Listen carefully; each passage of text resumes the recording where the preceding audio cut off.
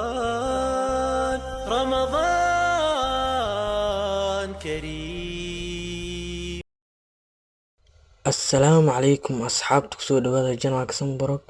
Muuqaalkan waxaan ku tusi doonaa hab kale aad ku ogaan karto wifi passwordkaaga adigoo isticmaalaya taleefankaaga.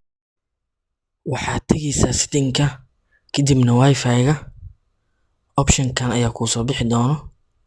Option-kan waxa uu shaqeyn doonaa oo kaliya taleefanada version-ka haysta 9 iyo 10.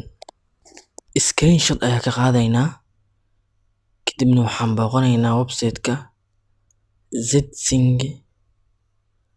Halka markuu keeno waxaad taaban doontaa choose file. Waxaan import soo dhihi doonaa sawirkii aan screenshot ka qaadnay.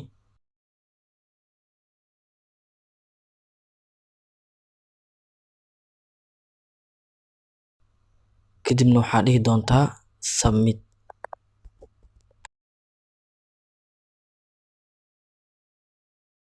Waa kana passwordkayga mar kale. Muuqaalkan halkaas ayuu ku egyahay.